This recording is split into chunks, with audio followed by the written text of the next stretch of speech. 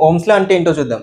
జనరల్‌గా ఓమ్స్ లా డెఫినిషన్ మనకి the current I flowing through a conductor is directly proportional to the voltage V across it and inversely proportional to resistance. అంటే current I అనేది వోల్టేజ్‌కి డైరెక్ట్‌గా proportional ఉంటది. ఇంకా రెసిస్టెన్స్‌కి inversely proportional ఉంటది. ఇలా. ఈ కండిషన్ అనేది మనకి కాన్స్టెంట్ టెంపరేచర్ దగ్గరనే సాటిస్ఫై అవుతది. Constant temperature. సో ఇది మనకి ఓమ్స్ లా కండిషన్. ఇప్పుడు మనము వోల్టేజ్ ఇంకా రెసిస్టెన్స్ ఇంకా కరెంట్ కనుక్కోవాలంటే ఓమ్స్ లా నుంచి ఫార్ములాస్ ఎలా ఉంటాయంటే మనకి సింపుల్‌గా ఎక్స్‌ప్లెయిన్ చేస్తాను మీకు. ఎలా అంటే ఫస్ట్ ఒక రెక్టాంగిల్ వేసుకోండి. ఇందులో ఇక్కడ వోల్టేజ్, ఇక్కడ కరెంట్, ఇక్కడ రెసిస్టెన్స్. ఫస్ట్ మనకి I కావాలంటే I ఫార్ములా ఏంది? I ఈక్వల్ టు ఐది కావాలన్నప్పుడు V/R. V ఇక్కడ V/R. నెక్స్ట్ V కావాలన్నప్పుడు V equal to I into R.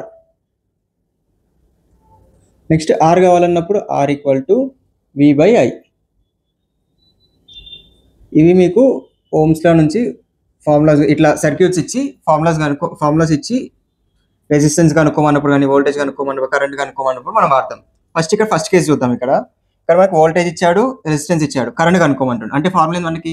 Current కనుక్కోవడానికి I equal to V/R. So I equal to V/R. ఇక్కడ వోల్టేజ్ ఎంత? 12 బై రెసిస్టెన్స్ ఎంత? 10 ohms కదా, 10. సో కరెంట్ ఎంత అవుతుంది మనకి? 1.2 amperes. I equal to 1.2 amperes వస్తుంది. నెక్స్ట్ కండిషన్ చూడండి. ఇక్కడ కరెంట్ ఇచ్చాడు, మనకి రెసిస్టెన్స్ ఇచ్చాడు, కానీ కనుక్కోవాల్సింది ఏంది? వోల్టేజ్. దానికి వోల్టేజ్ కనుక్కోవడానికి ఫార్ములా ఏంది? V ఈక్వల్ టు IR కదా. So V equal to IR. Current ఎంత? 2 ఆంపియర్స్ ఇంటూ రెసిస్టెన్స్ ఎంత? 10. So V equal to 20 volts వస్తుంది.